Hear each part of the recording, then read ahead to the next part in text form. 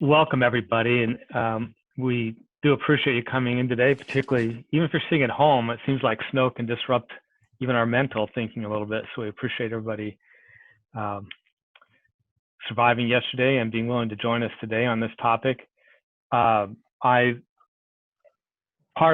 addition to working as public policy director for NAIOP, I also run a property management and real estate asset management consulting company. A lot of the work I do is in the multifamily realm. And so I've been a little bit ahead of some of the issues that we'll be talking about today, because multifamily has been dealing with a lot of insurance issues and rate increases beginning about a year or so ago. I had my first giant rate increases last year and was warned at that time that those rate increases were going to spread into the rest of the industry. So as I started working with NAIOP and talking with different members, particularly people on the public policy committee, recognized a lot of people are starting to be surprised about these issues. And we thought it'd be a good opportunity to address what's going on in the insurance industry, how it's affecting our industry, and how we can cope with it. As we've said in the promo, this is the worst buying market in literally a generation. And we've got Matt Schneider with us from Willis Towers Watson, an international insurance brokerage firm with offices literally around the world, but a large office here. And Matt has been kind enough to put a whole bunch of information together to help us understand what's going on. We recognize that we're going to have a variety of different kinds of people here on the call. Some people are involved in property management. Some people are involved in insurance purchasing and know a lot about it, maybe even know some of these issues that we're going to be talking about already. Hopefully we'll have some owners or owner representatives on the call. So it's a diverse group, and we're going to try to really focus on high-level information and tips, but along the way we may bump into some details about insurance purchasing. And if you have any questions along the way, with a small enough group, feel free to just break in for a moment, or there's a chat feature. You can certainly let us know about a question and we can come back to it if you'd like. But just again, want to recognize that we've got a diverse group and we want to have something for everybody, but we may on occasion lose a couple of you. Just hang in there with us or raise your hand, because we really want to be able to answer all of your questions and be useful to all of you. So again, thank you for joining us. And with that, I'll turn it over to Matt and let him lead us through the horror story that's the insurance industry right now. Happy Halloween, yeah, thanks, Matt. Thanks, Kevin. That's a perfect intro. It is kind of a horror story, and it was great to be back at some NAIOP events this month. The public policy discussion we had early on, plus the industrial program, breakfast program at the Golden Valley Country Club. I was mostly happy that the bacon and eggs were still on the menu, as I'm a big guy. I gotta keep my size, so that's how I do it. But really, if you don't know me, I'm usually the big bald guy that's at a lot of the events, and I'm pretty quiet. But I really like to show up to those events because NAIOP does a good job with education, and I like to hear what's important to my clients. So I do attend the public policy meetings, and I do attend most breakfast programs as well. A couple months back, Sean and Kevin brought this topic up as something that may be of interest to NAIOP members due to budget season on the horizon, and everyone is dealing with a hard market. So I figured I'd better start talking now or never. And Kevin's right, the realities of this insurance marketplace are challenging, and the risk managers and buyers of insurance on this call are already well aware of that, I'm sure. We don't like to deliver bad news, but we know it's important to you and your stakeholders to be able to understand the why behind what's going on. So we'll spend the part of the discussion on the causes of what's going on in the marketplace, but like Kevin said, we'll also have tips and strategies to deal with it. And I'll say we do cover the time-tested basics that have never been more important, and we'll discuss strategies specific to these unusual times, including COVID. We'll focus mainly on lines of insurance that affect real estate owners the most: property insurance, liability, and umbrella insurance. We'll touch on some other lines like auto and workers' comp, and there's many other lines that are affected right now: directors and officers, and errors and omissions as well. And we'll be distributing a slide deck after the call, and we have a full marketplace realities report that we'll deliver early November, and anybody on this call will get a copy of that too. And like Kevin said, this is a roundtable. So first off, if there's any questions that anybody has right now, we'd love to hear them. We do want to make sure this is a valuable use of your time. So if there's anything that you think is very important that you hear about today, feel free to raise your hand or type your question in the chat feature, and we'll be able to answer any questions. I don't claim to be the end-all be-all insurance guru, but I do work for a firm where the experts are accessible. So any questions I can't answer today, I'll be able to return within 24 hours. Is there anything out right off the bat that anybody wanted us to talk about?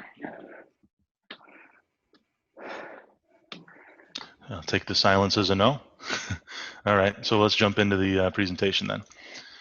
So this time cover slide was released back in the mid-1980s, and that's really the last time we saw an insurance marketplace like we're dealing with today. So it's well before my time in the industry, but again, luckily I work at a firm where I do have people that were in the business this long. They told me it's a time back then of frantic efforts to obtain insurance that at best was available in limited amounts, limited limits, high retentions, and exorbitant rates. The hard market in the 80s was a systemic change due to environmental issues like asbestos.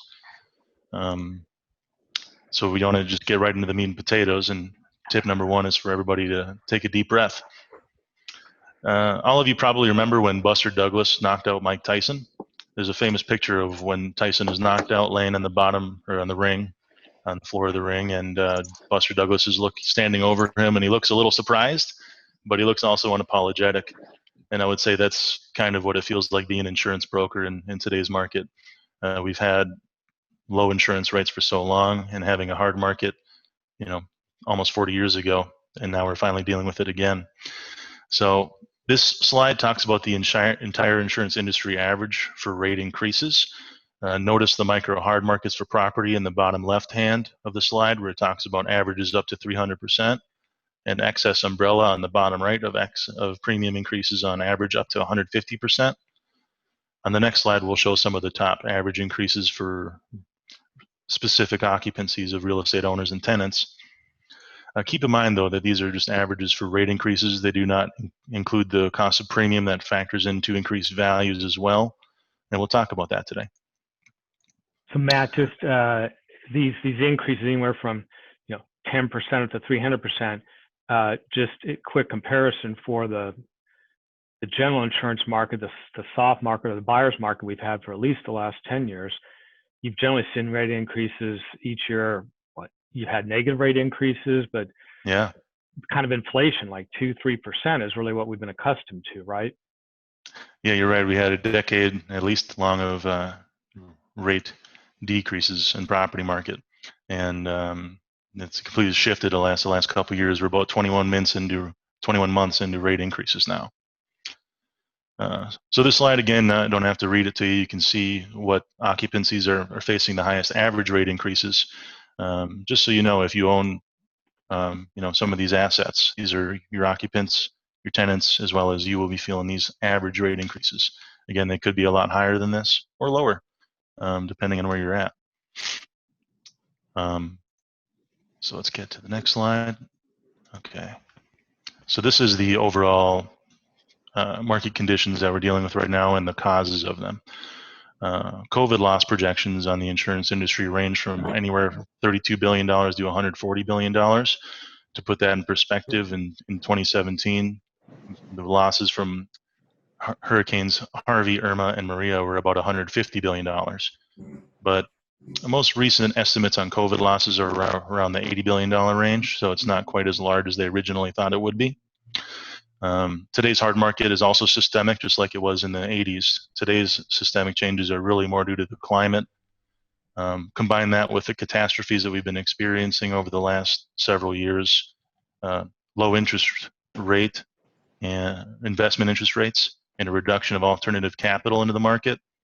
You put all that into a pot and you get raising premiums for most lines of insurance. The hardest market conditions are in property and umbrella, excess umbrella, and directors and officers. And we're in the early inning. Yeah. Matt, really, it isn't just COVID. That's what everyone's sort of focused on right now. These conditions have been building up for a while. It probably became most obvious to a lot of people with the hurricane catastrophes from several years ago. But like you said, some of the things that help our industry, the low interest rates, ironically, are causing insurance rates to go up because insurance companies invest the premiums, and for years they've made a lot of money on investments, and they're not making as much on investments now. So to make up for the higher losses they're recognizing in for big verdicts and settlements or the hurricanes and so forth, they're having to dip into the reserves or make it up for lost investment income with higher rates, and that's going to go on for a while. Yeah, for every 1 point of investment income that insurance companies lose, they have to make up 3 points on their combined ratio for the premium they charge to insureds. So as everyone in this call probably knows, investment income rates are at an all-time low and will continue to be for a while. So we're going to expect these market conditions to last through at least 2021 and maybe into 2022. I like this slide here. This is some good news on this. That shows that this market is cyclical. This is a graph that just dates back to 1978, and you can see the last time we had a really hard market, again, was the mid-1980s. So it's kind of like going back to the future.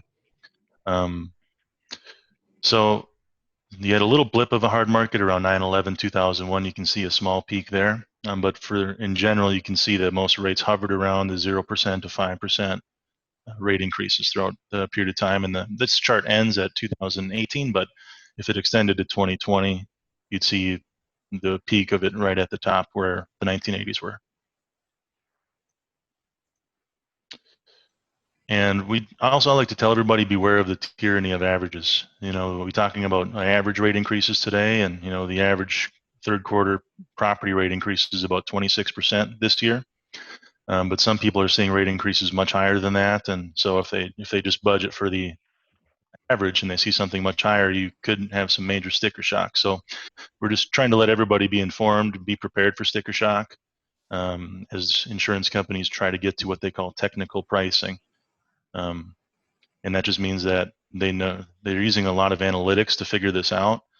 They know with all the major catastrophes and what the average losses are for anybody dealing with even a regular non-catastrophe loss like a fire are much higher than they used to be. Everybody in this room probably knows how much construction costs have gone up, so they're dealing with that as well. A lot of insurance companies are constricting the terms. They're also reducing the limits they're affording. So it's really challenging right now. So with property so Matt, just make sure I want to stress one thing. The rates are the most obvious changes going on, and they are high rates.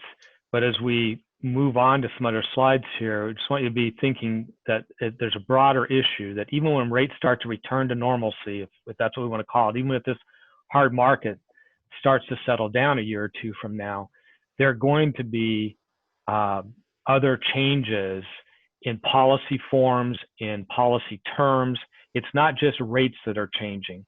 Coverages are changing as well. So you're getting less coverage for more money. And we'll try to point out some of those areas where the less coverage is happening. Right. Insurance underwriting will change even after this hard market ends, just like loan underwriting has changed in recent years. So we probably won't go back to the soft market that we had in the 90s and the mid 20-teens. But I think rate increases will be much smaller in a couple years from now. So with the constrictions, the reduction of limits, the more exclusions on your traditional property policies, I like to bring up there are alternative risk transfer vessels out there. You know, for example, the traditional property policy that everybody buys only gives you a cover if you have physical damage to an owned asset. You know, that's why COVID-19 losses to business interruption are not being paid in the U.S. market right now, because they can't really prove physical damage due to the virus, for one. Also, there's a lot of virus exclusions. So there are some alternative vessels you can use to buy risk transfer, and one of them is called Parametric solutions. They are fairly simple. They're not incredibly cheap, but they are just a different solution you can use to insure some of these risks. So for the first one, for example, is a parametric solution that covers losses due to hurricanes, earthquakes or hail. And what they can do is you can buy this product that will pay out if you have a hail event, for example, within X amount of miles of a radius of your owned asset, even if your property itself is not damaged. So it's just a nice additional thing you can look into to have as an available way to get funds available to you in case there is an event in your area that doesn't directly affect you. And maybe you can use those funds down the line. You can maybe use them to fund your deductible, because that's another thing I hadn't mentioned yet with property insurance companies, is they really are driving up deductibles and retentions as well. A lot of the wind and hail deductibles are going from flat to percentage, and not just 1%, they're going up to 2 or 3% and up to 5% in certain markets. Named storm deductibles are 5% if you have properties in Florida, for example. And Matt, just to clarify, when you say 5%, it used to be you might have a property loss deductible for a fire or something like that on your insurance policy might be $5,000 or $10,000. But for a number of years, there have been separate kinds of deductibles for these major storms. Maybe $15,000, $20,000, $25,000 was your deductible before you got coverage for hail damage or hurricane damage. But now they're moving from that to, like you say, 2, 3, 5%. What's that 5% based on? Just contrast that with the, a $25,000 deductible. It's 5% of the replacement cost value that you have insured on your policy. So it's not 5% of the loss, right? So it's much larger than you can imagine. If you have a $25 million building, and you usually used to a $25,000 deductible, and now they're saying you have to pay 1, 3, or even 5%. It's almost like you're self-insuring that risk in certain areas. So 5% of $25 million would be your deductible for a major storm. Right. Big numbers. And that's why these parametric programs may be worth, in certain circumstances, paying a higher premium to effectively have a way to buy down certain kinds of deductibles that are dramatically higher than they used to be. Yeah. And there are other programs called deductible buy down policies. That's actually the name of them that you can look into as well. And you can kind of figure out the cost between the two, which would work out best for you. There are pandemic parametric solutions that have been around for a long time, but they weren't really purchased. Very small numbers of businesses bought them. And the people that did buy them were event insurance companies. So a lot of event policies paid out on the parametric solutions this year. But the data shows that these pandemics that we're dealing with today are going to be more frequent in the future. So looking into a parametric pandemic program is something that could help you. And how those are triggered is if the World Health Organization names something an epidemic or a pandemic or anything in between, again, in your area, you could have a payout on that policy. So that concludes our property, intro. We could talk about property for a couple hours, but we just wanted to try to make this an hour. So let's switch to talking about the liability coverages. The liability market is also in upheaval, except for workers' comp. Workers' comp is really the only soft market or soft line of coverage you can buy right now, where the increases are averaging only 0 to 4%. It's still in the early innings of how COVID will affect workers' comp and if that'll change things. But for now, we're not seeing any major effects on it. Liability, you're seeing an average rate increase of 7.5% to 15%. Now, umbrella is really where people are feeling it, though. Say in the past you're buying a $20 million umbrella. For that same price you're paying for that $20 million umbrella, you may only be able to get a $10 million umbrella today. And to get to that $20 million level, it's exponentially higher, not just a certain flat premium increase per million anymore. It's exponentially higher than it ever has been. And that's because the nuclear verdicts that are being awarded on liability losses these days are more frequent and they're higher. These verdicts that are paid out at $20, $50, $100 million are much higher than they ever have been, and that's due to social inflation. So that's something just to be prepared for. I liked when some of our prep, you talked about the desensitizing jury pool, right? That juries just have a different attitude about verdicts and judgments than they used to. Absolutely, that's the big key. Is they definitely are desensitized, and the big corporations have felt it first. Now it's trickling. I wouldn't say trickling down, but it's Middle market businesses didn't feel the rate increases in all their insurance as quickly as the large corporations did, but now the middle market companies are feeling it and they're experiencing all of that too.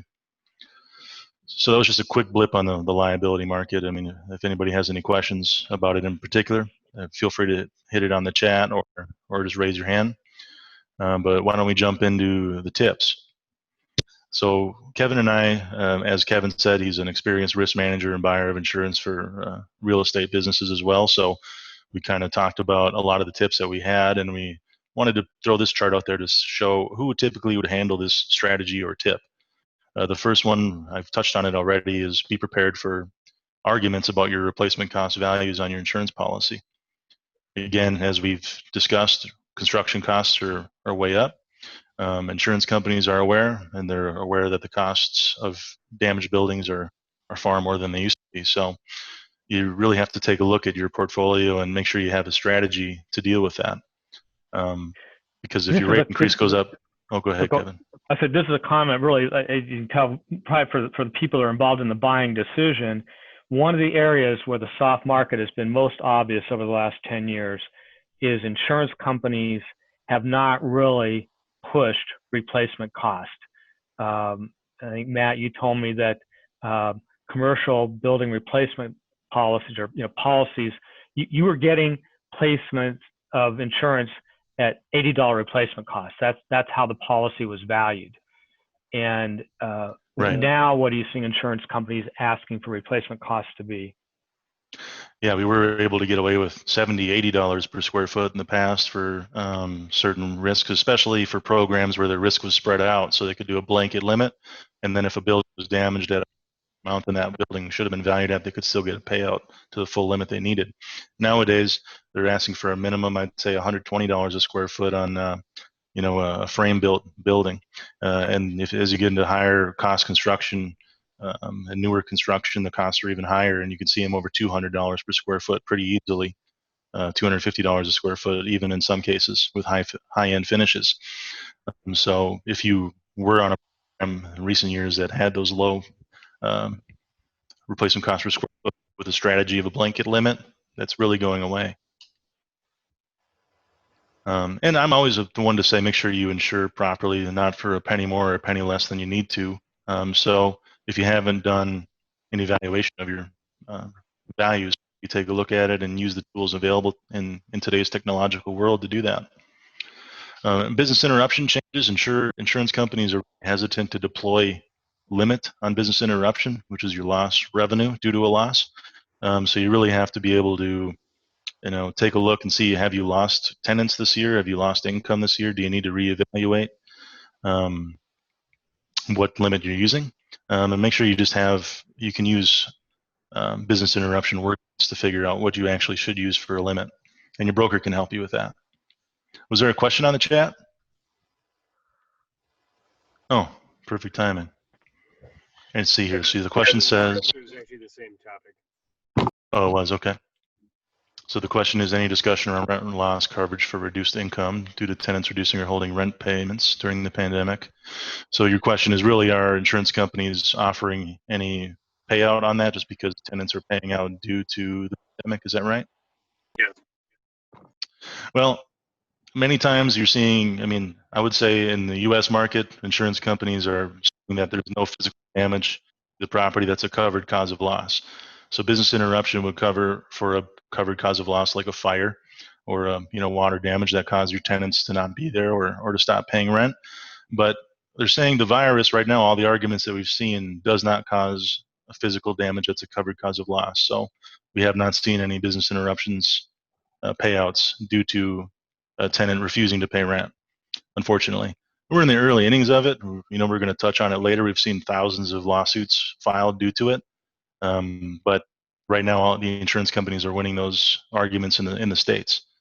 There was a decision in the UK market recently that was in favor of insureds for business interruption coverage for these same issues, but those policies specifically covered non-damage, non-physical damage business interruption, and they did not have the strict virus exclusions that we're seeing here in the States. So it's something to pay attention to. We'll see how it shakes out in the future. And there are some new pandemic backstop programs being floated to help businesses if in the next event like this, but unfortunately, it doesn't help with COVID-19. So that answered your question, Mark. So the next tip we got here is be prepared for what you have in your policy for occupancy covenants. The biggest one you have to watch out for is a vacancy clause. As many people are working from home, or maybe some tenants have closed their business and have left your buildings altogether. There could be a vacancy clause. Well, every property policy has a vacancy clause of some sort, and you have to talk to your broker and understand what that means for you and your property. And what do you have to do to avoid any loss of coverage due to some vacancies in your buildings? Many times that just means you have to have either security or some kind of maintenance staff walking the property regularly and keeping it. Do we have another question come through on the? Oh, go ahead, Kevin. Well, just a couple more comments on this issue about occupancy. This topic affects you right now under your current coverage, but it's also going to affect your renewal. If you haven't right now, property managers or building owners, if you haven't talked to your insurance brokers right now about the level of physical occupancy, not leased occupancy, but if you really are sitting there with only 10% of the people coming to the building right now, and you haven't talked to your broker, do it now, because you may already be in violation, unbeknownst to you, of your insurance coverage covenants. If you aren't at full occupancy or say 80% or 70% occupancy, which is a typical limit in the policy, if you were to have a major event, a fire or something like that, you may not get the full limit on your policy, because it's kind of in the underwriting world, they know that vacant buildings are more subject to fires. And so they purposely limit coverage for vacant buildings. And it doesn't have to do with whether it's leased or not. So how do you work around what the requirements are? If you can't make the tenants come back to get your coverage up to speed or clear up to its limits, so what do? Have staff there, security there, talk to your insurance companies and make sure they know what you're doing to avoid the problems that vacant buildings often have. So that's right now something you should do if you haven't already. Just because you think you have insurance, you might not the level you think that you do. But then going forward, insurance companies are making a much bigger issue about occupancy. And so this is an area where you're going to want to make sure you know if there's been any changes in the policy form when you buy your new policy that might impose new requirements on operations, like if there's another pandemic or some other reason the building's empty, what do you have to do to maintain your coverage? You may need to maintain staff in the building or security or do other things. That's going to affect building operations. And your broker can translate that for you. Every insurance policy is different. Every vacancy clause is slightly different. Make sure you have your broker tell you exactly what you need to do, and they should be able to do that for you. Another question came in from Sean Smith for replacement values. He's always wondered how foundations play into calculation or requirement. If you're calculating the cost of rebuilding the same structure, why wouldn't reusing the foundation be considered? And that's a good question, Sean. And in many cases, what I've seen for structures when they're being rebuilt, there could be a certain percentage of the building that's damaged. Say it's even 51% or more in certain cases. It could be considered a total loss, and the complete tear down and rebuild, including removing all old materials, has to be done. And in certain cases, it's a city ordinance or a county ordinance or law that's requirement of complete rebuild. So I hope that answers your question at least a little bit, and I think every case is different. I have seen some cases where a partial loss to a building, they're able to reuse some of their materials without having to, rebuild the whole thing. I think the main thing that we want to stress about this issue about the increasing replacement costs is they have been so low for so long.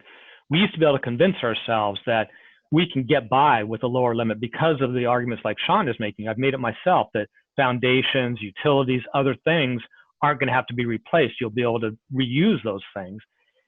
But even taking that into account, replacement costs have been too low. It's been a way that insurance companies have been able to keep their market soft and offer us better value than we have now. That argument doesn't hold as much strength because, frankly, it was the value of foundations and utilities were overstated and replacement cost was understated. and everyone's wise to it now. Yes. Yeah, I guess I'm just wondering what the percentage of a total loss is versus, for example, a partial loss. And I think those are some of the arguments that I've tried to think of as we've been asked that. I'm just, if it's 75% partial loss, I mean, I just wonder, and you're calculating it off, you're calculating your total replacement value off of, say if it's a brand new industrial building, $75 a foot. Well, it just seems hard to me that you wouldn't consider reusing a, 8-inch slab, for example, on wind damage. Well, Sean, you're absolutely right, and that's why we wanted to point this out.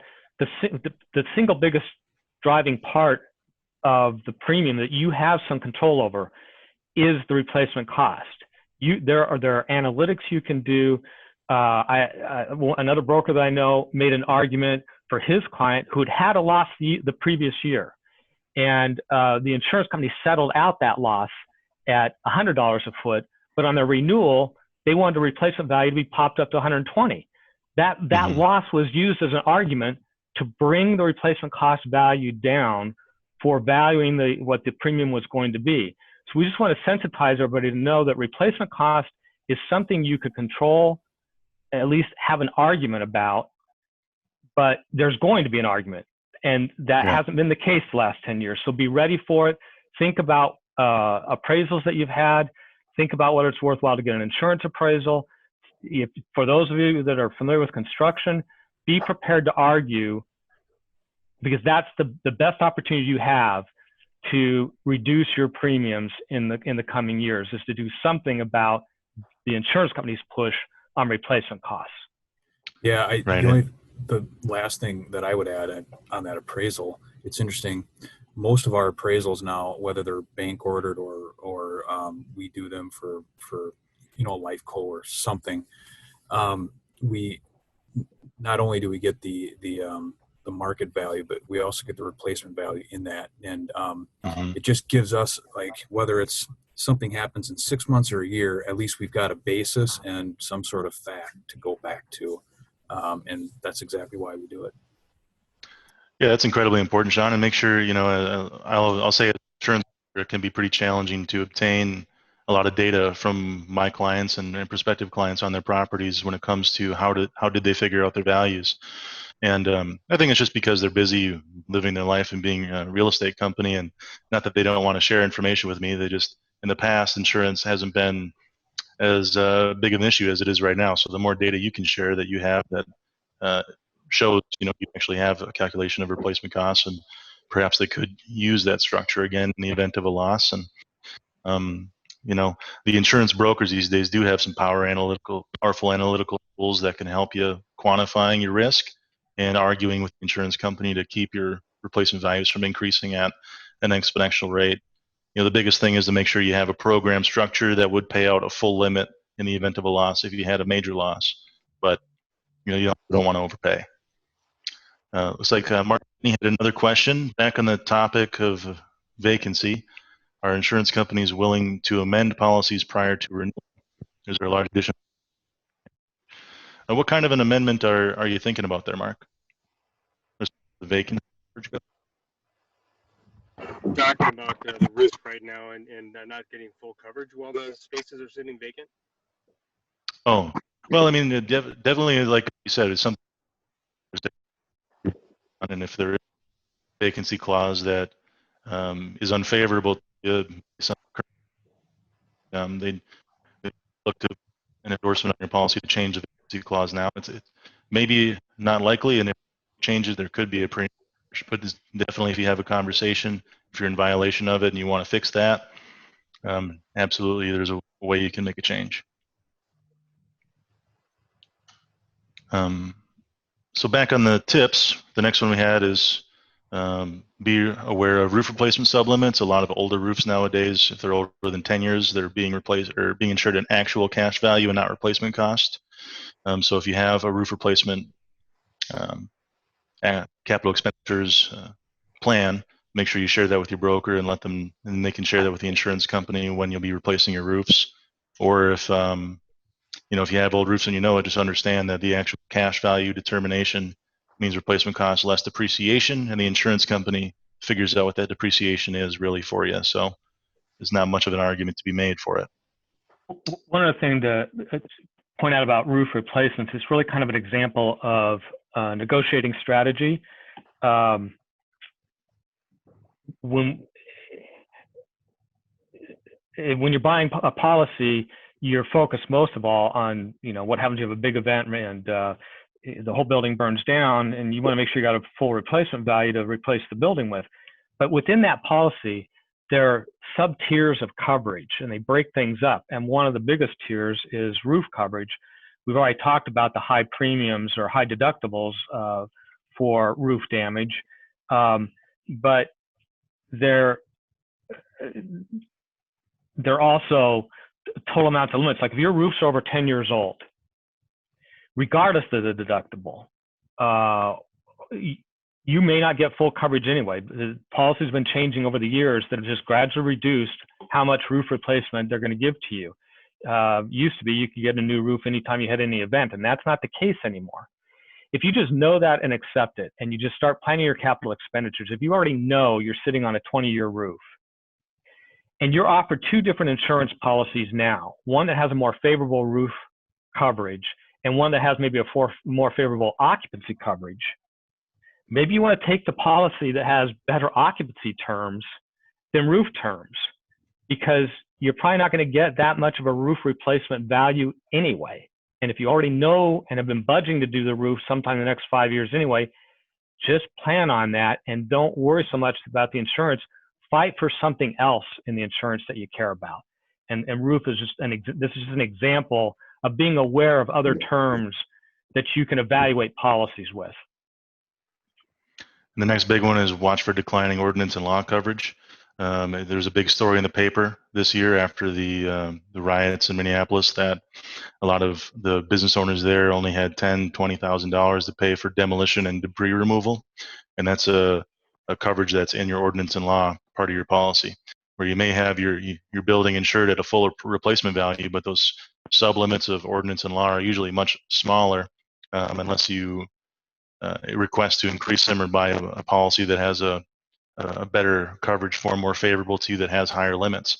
And it is something that you pay for. I mean, you're definitely paying for a higher limit there, but as you can see, if you have a major loss like they experienced in South Minneapolis this year, they're definitely worth the price. Oops. For liability insurance now, like we said earlier, the umbrella limit is really where a lot of the premium increases are at. So it's really time to take a look at what limit you actually need. Many times we're buying umbrella limits based on contracts we have, maybe with lenders or other contracts that we have. But it may be time to renegotiate, see if you can buy a lower limit if you don't have that much risk. And if you need help figuring out how much risk you have or exposure you have on the umbrella limit, you can ask your broker to do a couple of things. One thing is benchmarking, where they can take a look at what limit you should be buying based on a group of peers to you, similar businesses, similar industry size, geographies, etc. Another way is through just analytics. You can figure out what type of losses have happened to similar businesses like you again, and what kind of limit should you really be buying based on your size and scope of risk. You have to watch for assault and battery coverage limits, and really a lot of those assault and battery coverages on liability insurance are excluded for real estate owners these days. Policies still do provide it. I recently had a renewal for a client that needed to have assault and battery coverage for a HUD requirement, and the cost for that liability policy was double of a policy that didn't have it, but they had to have it, so we rewrote the policy with it. A quick note here that, particularly for the folks on the call that are related to, property managers or involved in operations, assault and battery is one of those sub coverages built into the liability policies that will have a lot of extra kind of terms and conditions to it. And so you may think you have assault and battery coverage, but you only have it if you do certain things. So, talk to your broker, have a meeting after the new policy is purchased and know what you have to do to maintain that coverage. It may involve lighting. It may involve a certain amount of security. It may involve, make sure your doors are functioning. Do they close when they're supposed to close? Do they lock when they're supposed to lock? If any of those little, what appear to be small conditions aren't met, you can void your assault and battery coverage. And this is one of those areas where social inflation is really affecting coverages. You may have $1 million liability policy. The assault and battery coverages may only be at $250,000 or lower. So when you're buying insurance, you want to know what that limit is it going up or down? And then again, what could trip you to not have even that smaller limit? If you don't have that limit, or you avoid that limit, and then you get hit with a big jury verdict, that's coming out of the ownership's pocket. So it's one of those things that you hope never happens, but when it does, it can be a big problem. Yeah, and the next two tips on liability insurance are coincide a little bit. It's reevaluate your vendor contracting documents and reevaluate your certificate of insurance management. So this is really transferring the risk from you and your business onto others through contract and through certificate of insurance management. So it's incredibly important that you do that. Like, say, if you have even a snow removal vendor that's clearing your parking lots and sidewalks for you, that you have yourself named as an additional insured on their certificate of insurance and their policies, and that your contract transfers the liability to slip and falls due to snow, ice, or water onto them.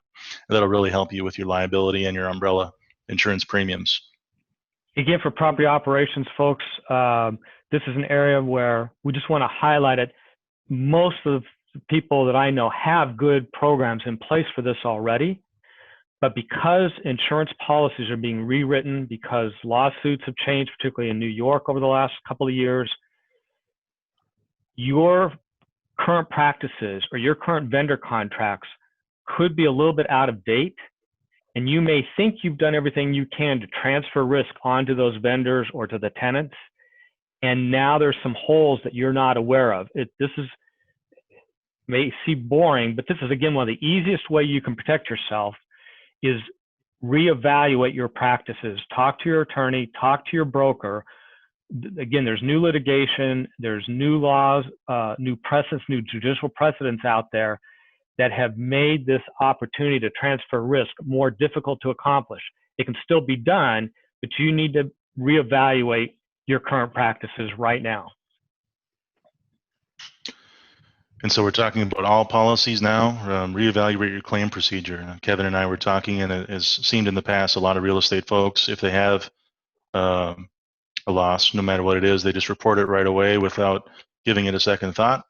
And obviously that's important to do if you have a major catastrophe, but the small claims are things that you have to maybe take another look at. A small kitchen fire or in a tenant's property, or a small water damage claim. Water damage claims are really being scrutinized right now.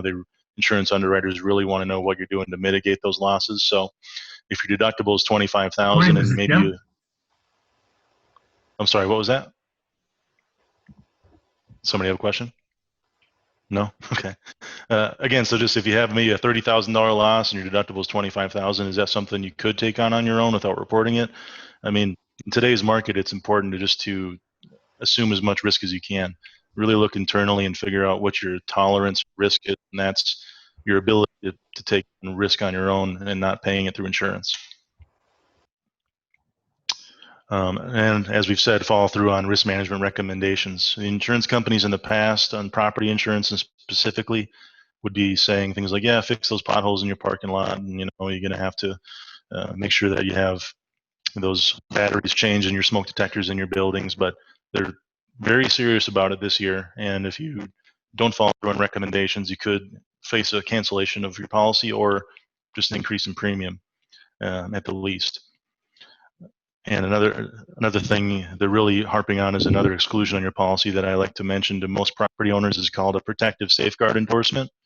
And what that says, it sounds good. It sounds like it's something that's comforting. It's protective safeguard. We should have that. But what they should call it is it's a condition of coverage that to say, if you don't do this, we'll cancel your coverage and you won't get paid. Biggest example I can think of was on a new builder's risk project. There was a fence around the project that wasn't locked one night, wasn't locked shut, and an electrical fire caused the entire project to burn down, and the insurance company was able to deny the claim because that protective safeguard of the lock on the fence wasn't closed. Had nothing to do with the loss, but because that clause is in your insurance policy, they can do that, and the courts approved it. So you really just got to make sure, if you have that endorsement in your policy, you're following through on the recommendations, you're doing your checkups and all your protective safeguards, your sprinklers, your smoke detectors, whatever it may be. Or you can try to get that removed from your policy altogether. That's the strategy we've used in the past. It's harder to get removed nowadays, though, with the hard market. Follow up on or provide up-to-date capital spending plans and recent history. As I said earlier, it is kind of a challenge to get some of that information sometimes, and the clients that are faring the best for me have really robust plans and share all the details with me year over year. They say, hey, here's what we've done this last year, and we have a nice file in our system that has it all prepared in a nice spreadsheet for every location they own. Here's what they've done. Here's what they're planning to do next year. That's really going to help you drive down your premium increase this year. Be prepared to talk about your COVID plan. You're probably already doing that in several areas of your business. So just be prepared to share that with your risk manager, your insurance broker, so that they can bring that to the insurance marketplace. They are asking on all renewals. I gave Matt an example on this real quick, where I had a business policy that I purchased, paid the premium, had the policy issued, received it about 4 weeks ago. So I'd already paid for it and everything, good for the next year. And a week after I bought it, I got a cancellation notice from the insurance company saying, we've decided we want more information about your COVID practices. Not that I'd done anything wrong. They just decided they hadn't asked enough questions before. They'd changed their application form, and they insisted that I fill out the new application form. And it wasn't just like a request. They literally sent me a cancellation notice. So I had a firm 2-week deadline to get this information back to them, or the policy I just paid for was going to be voided. So they're getting pretty serious about this. Absolutely. So insurance purchasing strategies, we already talked about Parametric. Make sure that's something you bring up to your broker. Ask what's available, what's the cost, is it worth it to you? Consider using or increasing self-insured retentions, higher deductibles. If you can afford a higher deductible, that's really going to help you now. In the past, I've always said keep the low deductibles as long as you can, because when you go up, it's really hard to go back down. But now we're kind of have no choice with the deductibles. Insurance companies are requiring it. And if you show a willingness to take a higher deductible, that'll help you with your premium increase. The next one here is, do you need to bifurcate your program? And many times I see it both ways. I see either a real estate owner operator has a policy per location. Maybe that's just how they started their business, and their business has grown to a point where it would make more sense to buy a master policy that would cover every location instead of one policy per location. And I've seen it another way, where you have a very big program that has several locations that are loss challenged over the last 5 years, that maybe you need to take those out and insure them somewhere else so that the rest of your program isn't suffering due to the loss history there. So talk to your broker and say, hey, what can we do to restructure our program? Could we buy one big program? Could we buy a few programs? What do we need to do to get the best cost here? Another way you can bifurcate your program, particularly for those of you that are using third-party property management companies, just as a quick example here, for my multifamily client, I actually carry the liability policy as their property manager. They don't. And so that frees their liability claim history, if you will, to be available for their commercial real estate instead. So you can bifurcate through contracts by having other people carry insurance to cover your assets. That may be another either cost-effective way or a way to keep some of the loss history on other assets cleaner. And the last thing here is, are you a candidate for captive utilization? Captive programs are another alternative risk transfer vessel. It's not the traditional property insurance market. When you buy a property insurance policy from the traditional market, like most of us do, you're sharing the risk with everybody that buys a property insurance policy, regardless of industry. Captives are a group of, many of you probably already know this, so forgive me if I'm just telling you something you already know, but captives are a group of like-minded, like businesses that are really good at risk management, that are of enough size to be able to self-insure some risk or share it together in a small group rather than a large pool. could be something that could work for you. We have some real estate clients that do it mainly on their liability coverages, though, their workers' comp, their auto, their general liability. Haven't seen a lot of it in the property, but new programs are being created all the time. So talk to your broker and see what's out there. So these are just some of the strategies that we haven't touched on a whole. Well, we've touched on a lot of these already, but there's a couple extras here. The first bullet on this slide says, don't skimp on renewal strategy meetings and use video conferencing to meet underwriters. In the past, when there's been a challenging renewal, maybe we'd have actual underwriters come out to tour some facilities to meet some people. Obviously, we can't do that this year, but video conferencing is working well for everybody in every industry. Use it. Meet your underwriters if you have a challenging renewal. Make them feel comfortable with you. Relationships matter now more than ever, even though it may feel like they don't.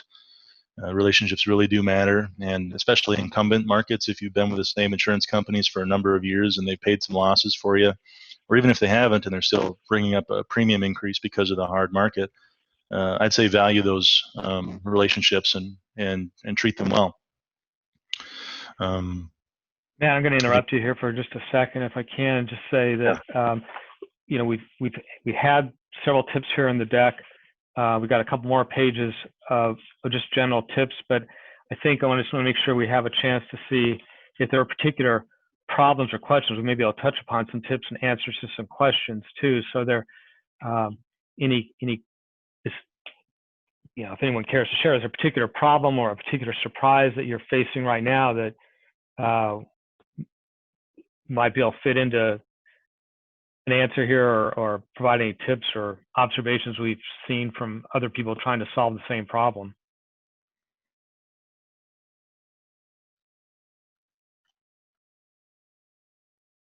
Yeah, we only have about 6-7 minutes left, so if anything comes up, just go ahead and interrupt me or throw a question in the chat, and we'll try to get it answered.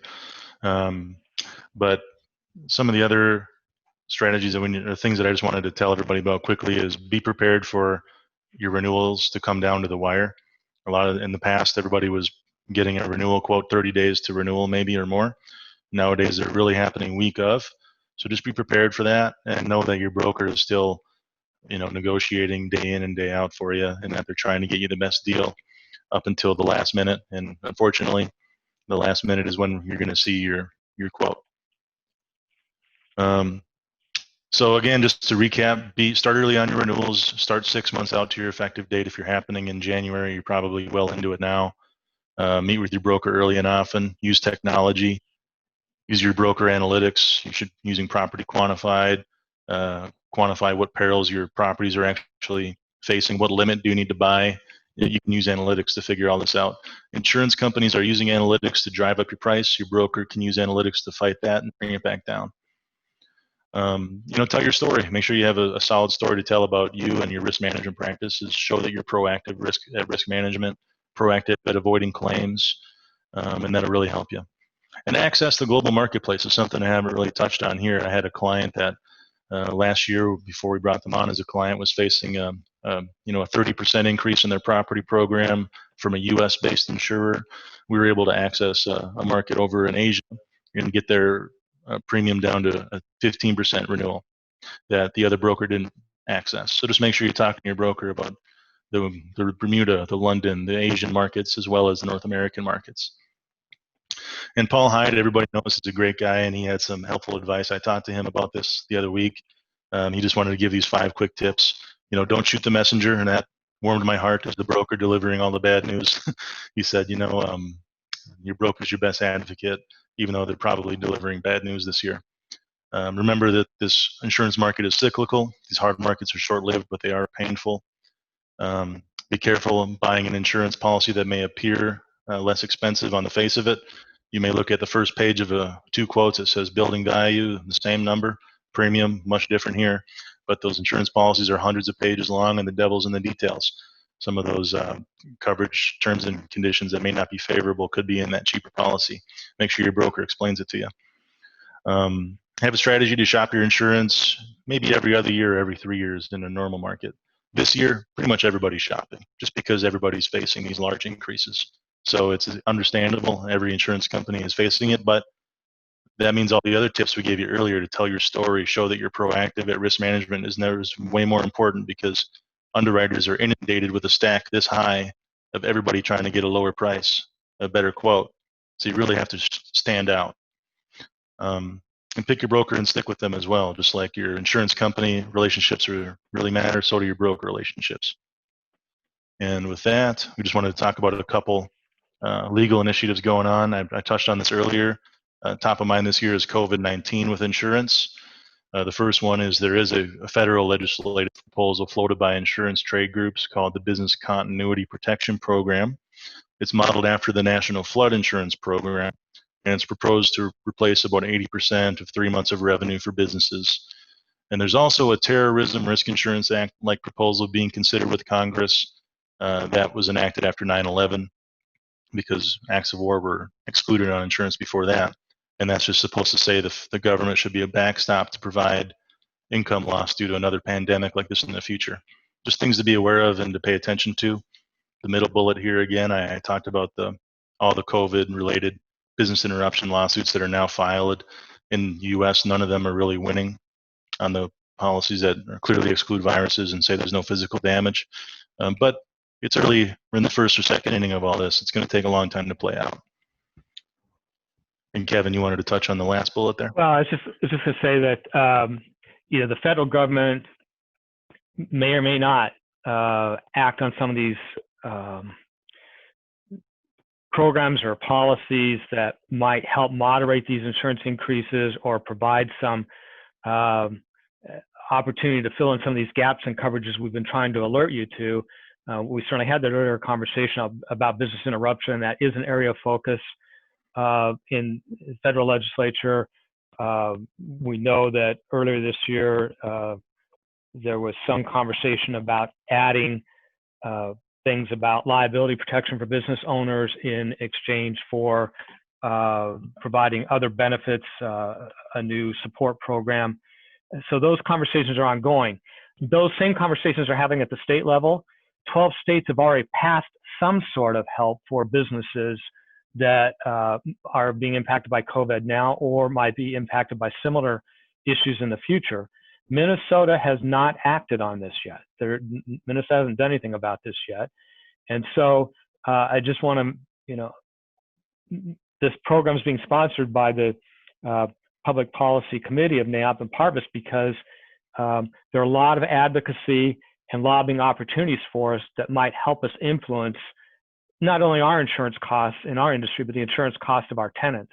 And so we appreciate the support of the folks that help us fund our penny per square foot fund, because that's how NAIOP Minnesota supports these lobbying and advocacy efforts. It's not through the regular membership dues. It's a particularly focused fund that helps address these kinds of risks. We've had great success in our advocacy efforts on property taxes. Now we got this big blip in insurance to face, and we may have opportunities here in the near future to have an impact on that. And so we appreciate your support and ask you to continue to support the NAIOP's advocacy efforts through contributions to the penny per square foot fund. Absolutely, Kevin. And a couple more questions came through in the chat box there. Great. I think Jim Durda asked, what are fair rates now for brokerage commissions? Very good question, very fair question.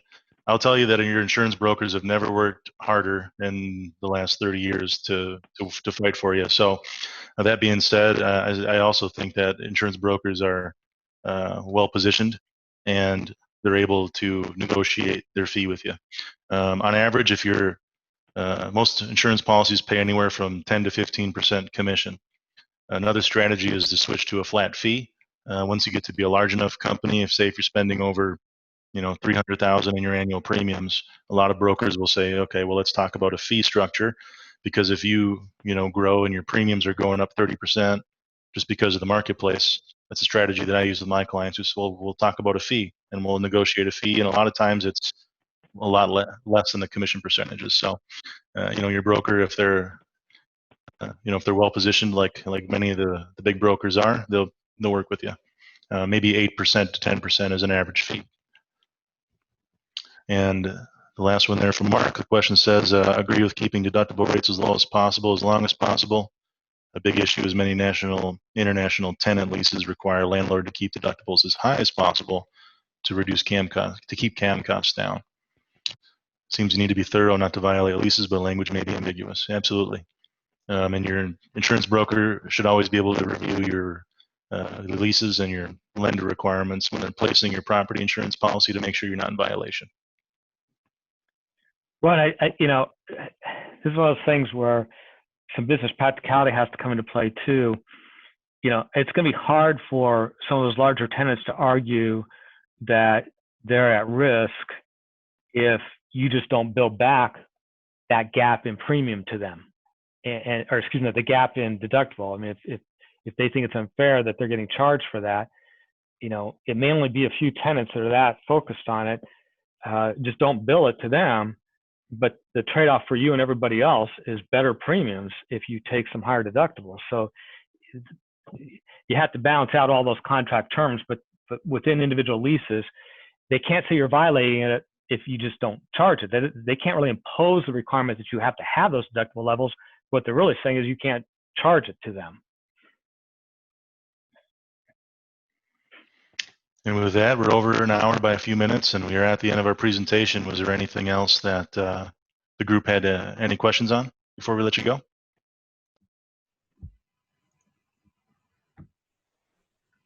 Great program. Thank you.